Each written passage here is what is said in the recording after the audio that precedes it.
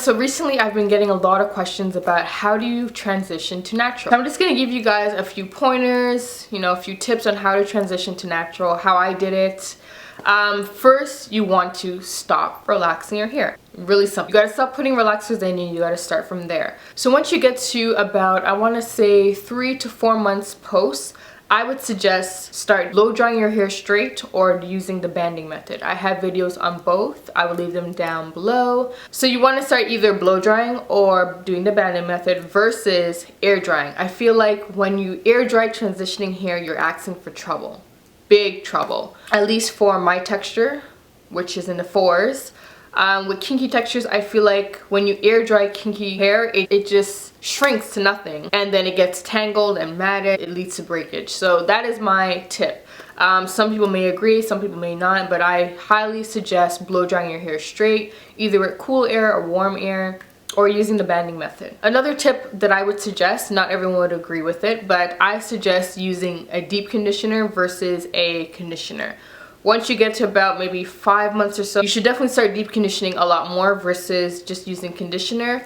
I feel like with deep conditioners, they're more moisturizing than just a regular oil conditioner, but everyone's hair is different, so do what works for you. That's just something that really worked for me. Another thing that you need to do is stop using heat. If you want to transition to natural and you want to have your curls or your kinks, you need to cut down on the amount of heat you're using. I would suggest going about maybe using heat 3 times a year. 3 times a year might be a little bit too much for someone. For me, 3 times a year worked out perfectly fine.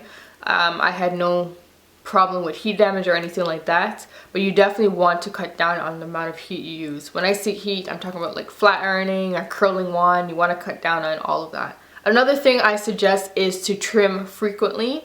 Doesn't matter if you're transitioning long term or you're transitioning short term, you definitely want to keep your ends trimmed, keep them neat. You want to keep your hair from splitting. You definitely don't want any split ends while transitioning because a split end can travel all the way up to the natural hair and you definitely don't want that. So trimming often is definitely a great tip. Also, the less hair you have to deal with, the easier it is to transition, in my opinion. Once you start figuring out how to transition and how the whole thing goes, after a few months of transitioning, you will definitely figure out what works for you and what doesn't. So these are just tips and suggestions. Definitely do what works for you. Another tip or suggestion is definitely to experiment with styles that help blend the 2 textures, like braid outs, twist outs, bantu knot. Yeah, any style that can help blend the 2 textures.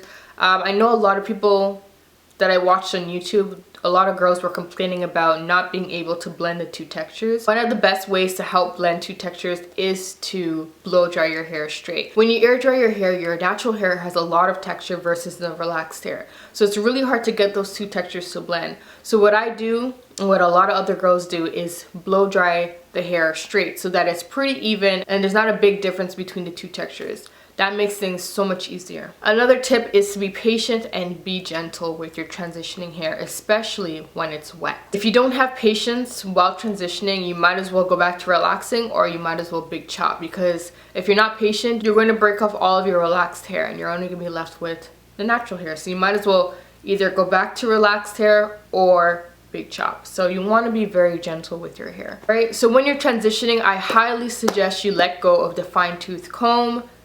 Like, forget about it. Don't use a fine-tooth comb in your hair when you're transitioning. Yes to finger detangling, and yes to a wide-tooth comb. If you don't have a wide-tooth comb, definitely go out and get yourself one. They're available at Walmart and also Sally beauty supply stores and other beauty supply stores. Another thing I suggest is to invest in a detangler. Detanglers can cost about $3 to $10, depends on which one you want. For the longest time, I was using Mane and Tail. That's a really good detangler. And also Cream of Nature Straight from Eden detangler. Those 2 detanglers are really great for transitioning hair. Alright, so that is the end of the video. If you guys have any tips that you would like to share, definitely comment down below. I might have missed a few, so definitely share yours down below. If you guys have any questions, leave all that down below, and I will talk to you guys later. Bye.